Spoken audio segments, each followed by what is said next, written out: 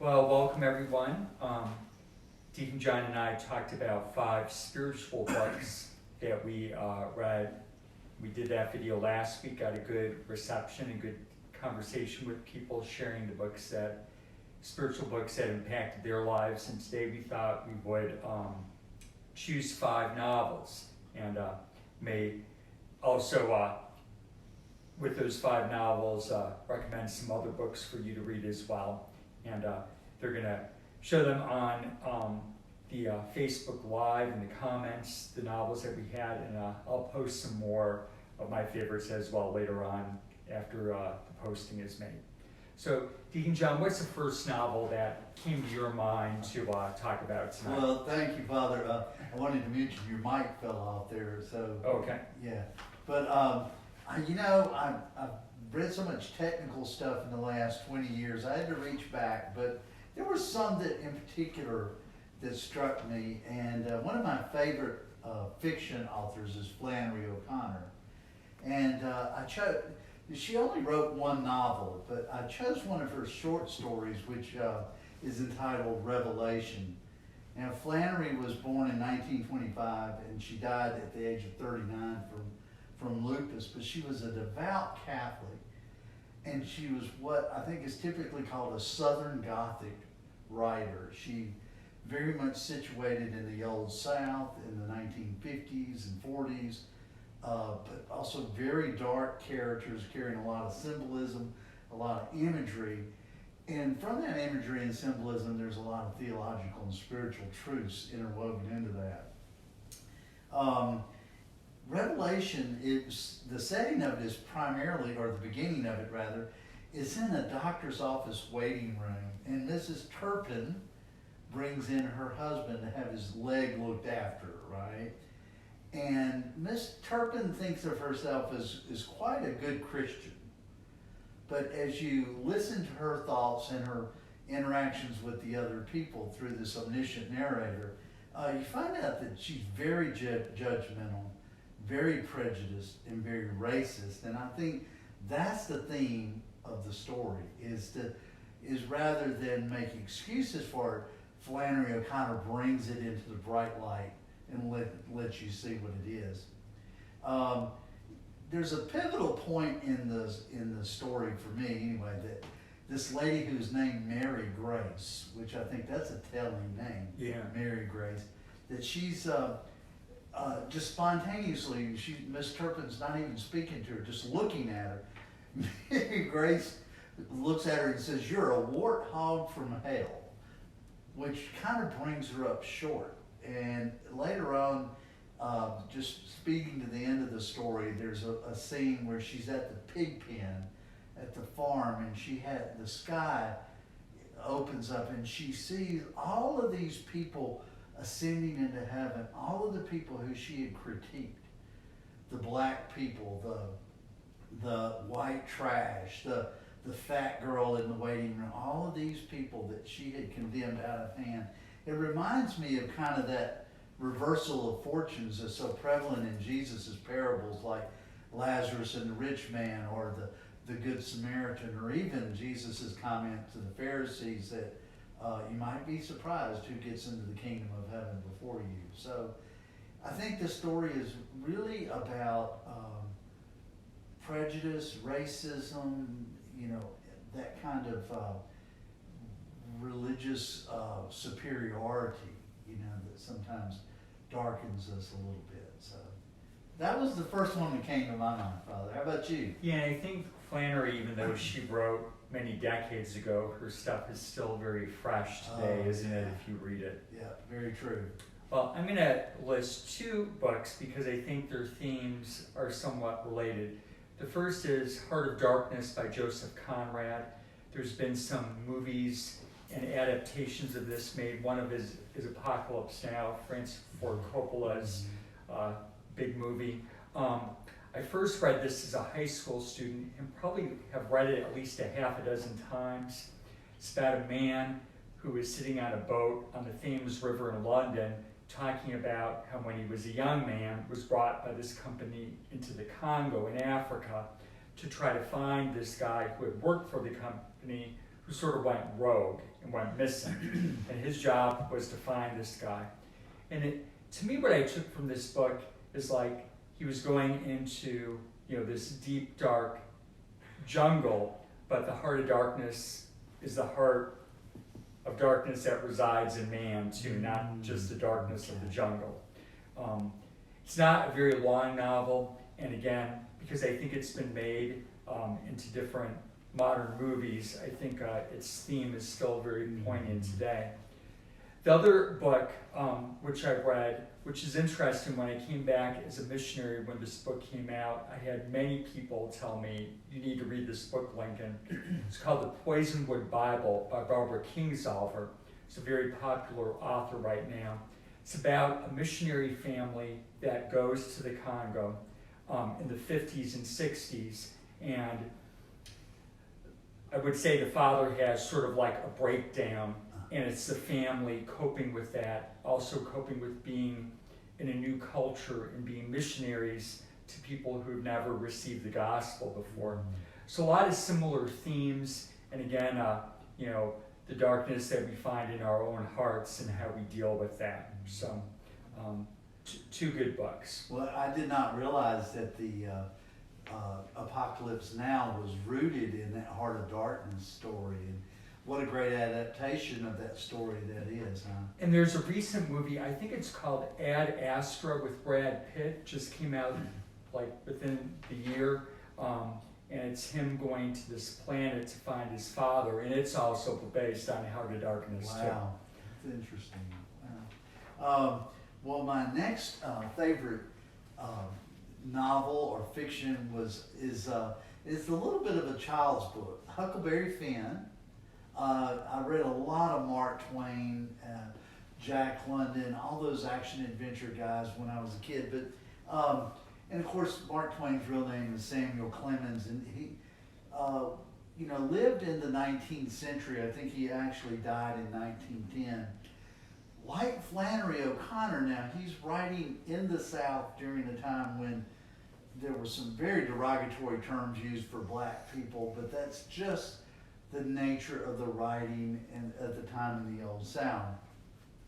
Now, Huckleberry Finn is, of course, an adventure story at one level, and it's a great children's book, I think.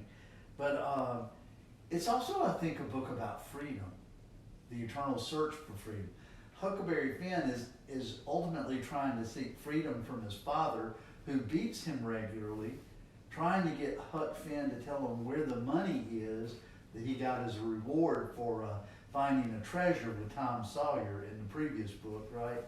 And then Jim, who is a runaway slave, is trying to get free from Mrs. Walton, his owner. And it's interesting to me that while there's still that social positioning of, Huck Finn as a white boy and Jim as a black man, the two of them come together and they become great companions through all the adventures up and down the Mississippi River. Maybe it was interesting to me as a young person because of the adventure on every page, but then also I think there's that search for freedom, the fact that everyone wants to be able to express themselves and do things out of their own nature, so to speak, rather than being under the direction or oppression of another. And I think it's a bit of a story. I don't know if I understood that when I was 12 when I read it the first time, but I certainly see that to be true now. It's interesting, a lot of novels you read as a high schooler, you read Hemingway or Faulkner or Shakespeare. Yeah. How can a 15-year-old, understand that? Right. And then you read it 20, 30 years later, and you find a real deeper, different meaning, right? Very I think it's true. still good to read them. I'm like you, I love Mark Twain. I think he's a part of our American history. Mm-hmm. I like novels like him, and you mentioned Jack London, how when you read them, you're also learning a lot about American history as well. Very so true. Great books. Yeah, very good. So the next is a pair of novels. The first is The Moviegoer by Walker Percy. It's interesting, I taught at the high school that Walker Percy attended, Greenville High School. Oh, wow, yeah. One of his classmates was Shelby Shelby Foote, Foote, yeah. the famous Civil War historian. Yeah. And the other book that I have to go with it is another existentialist novel called The Stranger by Albert Camus. I originally read that in French in college. Its French title is L'Étranger. The moviegoer is a man who's a Korean War vet, set, I would say, in the late 1950s. He lives in New Orleans. It's a great New Orleans novel. Talks about all the historical sites in New Orleans, neighborhoods. He is an insurance salesman and just is searching for something in life, searching for a purpose, just doesn't know where his life is going. He is floundering in his relationships, in his work, in sort of everything in life, and it's sort of him trying to find meaning. And the same thing, I think, is Camus, who is a Nobel laureate in literature, and I read that this is one of the most well-read books in the world, actually, The Stranger. Again, set in the 1960s in Algeria, actually. And again, this man who really for no reason kills someone, and I'll just say that. And he's just sort of apathetic in life, just doesn't see meaning, doesn't really feel a lot. I read existentialist philosophy and novels a lot, like as a college student and afterwards, because I think, as a young person, you're trying to find meaning in something in your life too. And I guess I could really relate to that stuff. Mm-hmm. And The Stranger is another novel that I've read many times in my life. It and The Heart of Darkness and The Moviegoer, those three books I could read every year and get something different from them. I just love them. The Moviegoer is probably one of my all-time favorite books. Wow. I just love it. I have to confess, I've never read The Moviegoer, so you've inspired me. I need to go read that. Walker Percy is a convert to Catholicism. He's actually buried at the Abbey in Covington, where he was a Third Order Benedictine. I did not know that. Oh, wonderful. So, taught at Loyola University, New Orleans. So, right. Great Catholic author with some Mississippi roots. There you go. There you go. Thank you. Okay. Well, the third one that I picked is more of a genre or a subgenre, right? And because as a young person I read a lot of westerns, I read a lot of whodunits too, a lot of murder mysteries and stuff. But one guy that stuck out in my mind is a western writer. His name was Louis L'Amour, who died in 1988. And he wrote a gazillion books. Oh my gosh, I don't know. Anybody that says they've read all of Louis L'Amour, I don't know I don't even know if we know how many books he wrote. But two things stand out in L'Amour's books. So one is the paradigmatic narrative of good versus evil. There's this, in almost every case, the hero encounters some villainous evil act, and it appears that evil thing overcomes him. And, maybe he has to go and recover or whatever, but then in the end he comes back and defeats the evil, and usually with violence, I hate to report. But I see in that just a great messianic motif, so that the cross appears to be the defeat of Jesus, right? But then he comes back victorious in the end. Huh. The other thing that kind of strikes me about L'Amour's stuff is honor, and how important honor is. And it's not just honor for the sake of being honorable, but doing the right thing even when nobody's watching. Always being true to what that person believes is important.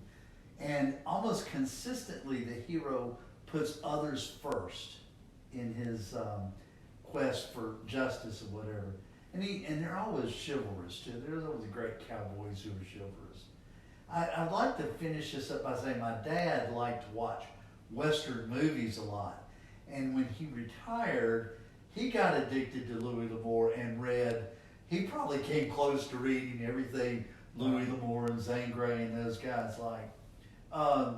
there's one great thing about the old westerns that my dad and I would watch.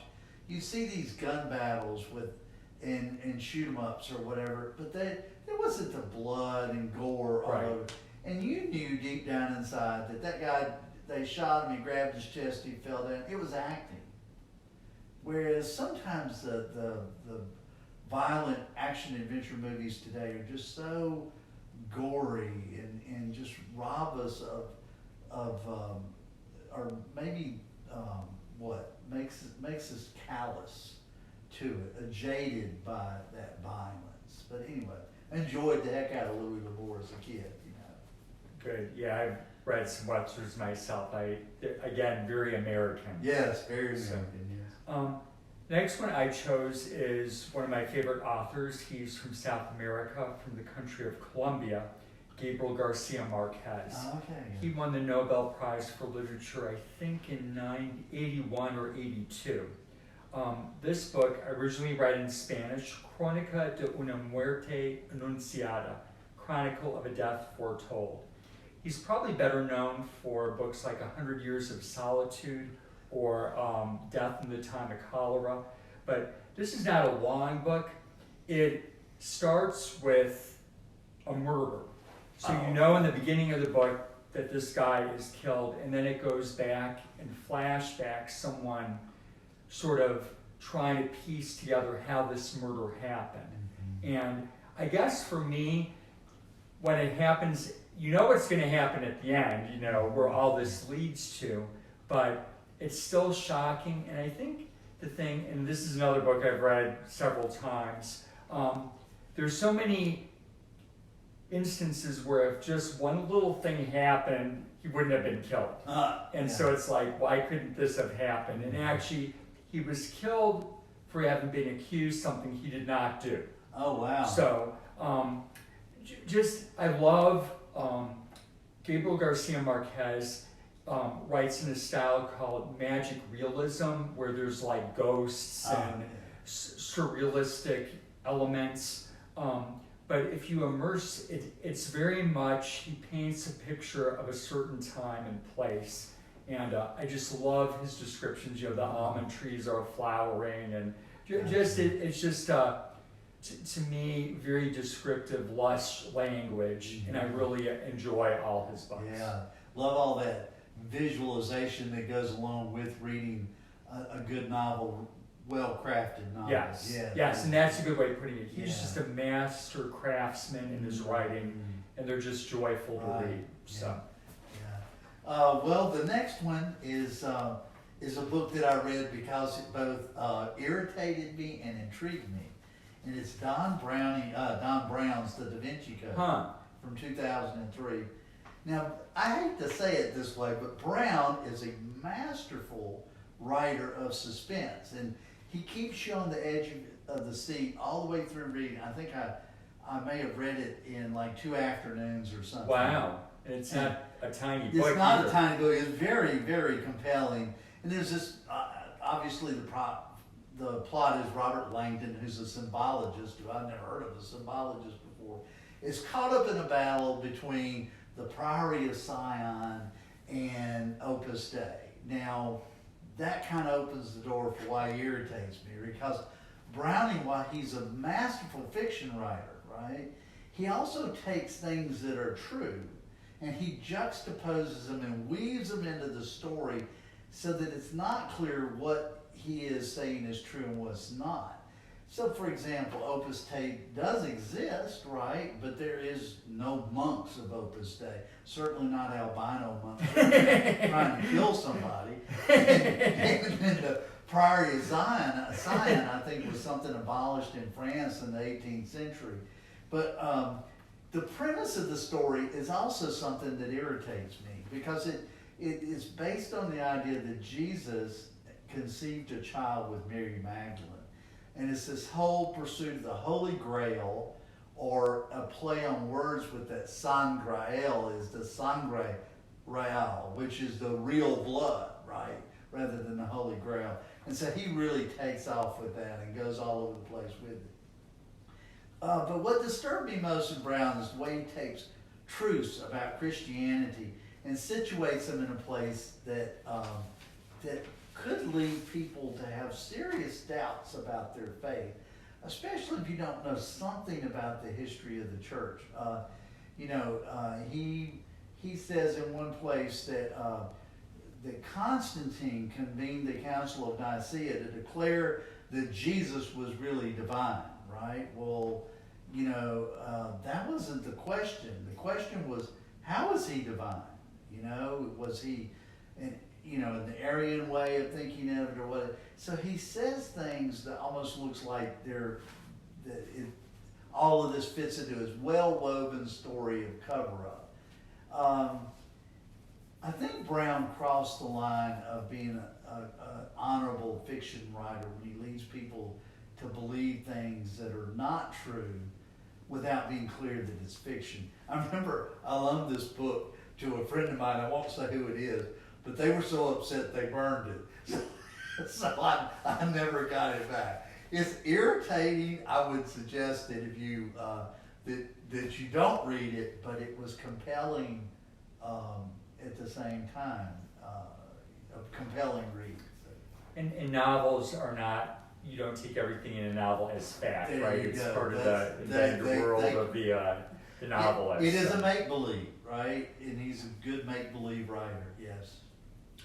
Well, so this next novel is a novel actually also based on the life of a saint, actually, John Brebeuf, and it's called Black Robe. Oh, yeah. It was probably written in the mid-1990s. I actually read it when I was in Canada as a missionary, and it's about John Brebeuf, although he's not called that in the novel. Isaac Jogues is also in it, and the other Jesuit missionaries. So they're in Quebec, and they're missionaries to the Hurons. What's interesting, how this novel came about is Graham Greene, famous Catholic novelist from England, was a good friend of Brian Moore's, and he found a stash of all the Jesuit journals of these missionaries. Oh my word. And he told Brian Moore, he said, these are just crying out for someone to write a novel about it. And he said, I think you are the one that's more capable of doing it than me. Wow. And so Brian Moore was a lapsed Catholic. He's actually one of my favorite authors. I actually did a dissertation on him. And I've read about a dozen of his books. He was born in Northern Ireland, immigrated to Canada, to Quebec, and then immigrated to Los Angeles. He probably died in maybe about 15 or 20 years ago. And so Black Robe is about this missionary who leaves France. And Brian Moore said that when he read these journals of the Jesuits, he just was so taken by their faith and their zeal and their belief that they are meant to bring the gospel to these people who have never received it before. And it doesn't matter the sacrifice and suffering and death or martyrdom they would receive. They so believed in their faith and their mission, all of that didn't matter. And he said that is a faith that just so speaks out to us, and that is a rare faith. Yeah. I guess what I like too in the book is his portrayal of John Brebeuf dealing with his own demons and his own brokenness and his own failings. And there's a movie based on it, which I also think is very good. And when I was a missionary in Ecuador, I actually wrote Brian Moore a letter telling him how much I loved his novels, and he wrote me back in sort of like this calligraphy script. And I have it somewhere. I have to find that letter. But it's something I treasured. I remember telling a good friend of mine about that letter, and she's like, wow, I am impressed. Wow, I am too. So yeah. Yeah, the Black Robe is an excellent movie, and great depiction of the struggle, the martyrdom, and the torture that some of those guys endured terrible stuff. When the novel came out, it was actually criticized by some literary critics for the violence in it. Yeah. But he said every act of violence and everything he put in that novel was based on something that really happened to these missionaries in the journals. Wow. And he said he wouldn't be true to the experience if he didn't depict it in that real, raw way. Wow. So I would recommend, again, anything written by Brian Moore. And he talks about the Irish terrorists in Northern Ireland. Just a whole, every book of his is different, but very, very interesting. Right. Well, the fifth one, again, this was kind of tough because I read a lot of things written by this author over the years, and it's, again, Americana, Edgar Allan Poe. Huh. Of course, famous for his short stories and his poems, almost all of which are very dark. So I think people are going to think I'm just a very dark kind of person. But the one in particular, I remember reading it in high school, and I probably read it half a dozen times since. It's called The Cask of Amontillado, right? And I tell you what, basically it's a disturbing tale of revenge. It's interesting that Poe never really develops the reason for the revenge. This guy, Montresor, has been offended by Fortunato, who's the other person in the story. And apparently there's some reference to some insult or something. But anyway, it's Montresor with great skill, appealing to the vanities of Fortunato, lures him into these catacombs where he tells him he has this cask of Amontillado, this very special vintage of wine, and that, he was waiting for this perfect connoisseur to come along and tell him, but of course Fortunato wants to prove that he is. So once he gets him down into the cellar, he chains him to the wall, and then bricks up the niche. He's in a niche, and he bricks up this niche, and it disturbs me. It's a very disturbing story because Montresor shows no remorse whatsoever. He is not upset. In fact, later on, he actually boasts about it. Some years later, I remember how many years later, he talks about, he says, "Oh, I know where Fortunato is. May he rest in peace." Just rather glibly throws that out. And why this story appeals to me, or what, and again, maybe as I've matured, I've understand just how dark the notion of revenge and resentment is, that ultimately can lead one to do heinous things, especially when you just dwell on it and nurture resentments and all.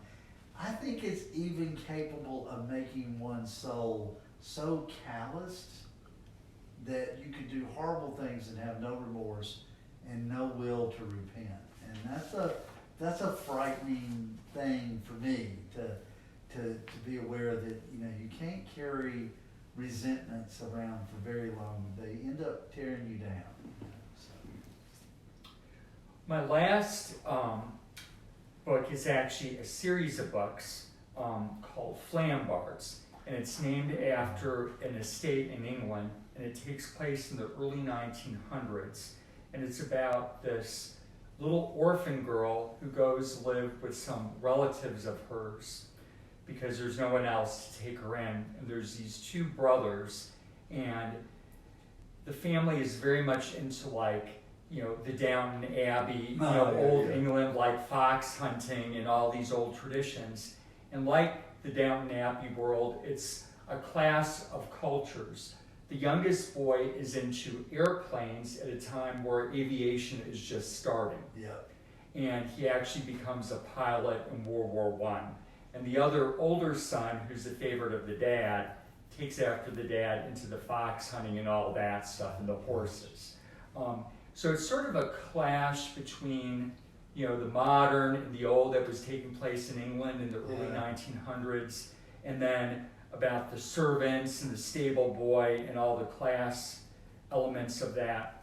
there's 4 books: Flambards, The Edge of the Cloud, Flambards in Summer, and Flambards Divided.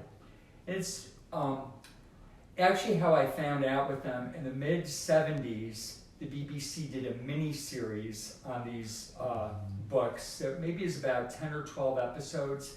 And I remember watching them and just, again, captivated by a place and a time that's so different. You know, I'm living outside of Los Angeles at the time, and this is just so different from anything, you know, I've experienced. And just, you know, I think they were written for young adults when that genre of young adult books wasn't what it is today, because it's like its own genre now. But I guess the story just enthralled me. I have read these 4 books again within the past year or two. And so I've read these books probably 2 or 3 times at least. Oh, wow. At different points in my life. And I really enjoy reading a book more than once, especially when I've read something as a youth or young adult. And so, you know, it's interesting. I've chosen a lot of books I've read more than once. And I remember I was traveling somewhere with the bishop and talking about one of the books that I think it was a moviegoer, and I said I've read it more than 6 times. He looked at me like, really? You read a book more than once?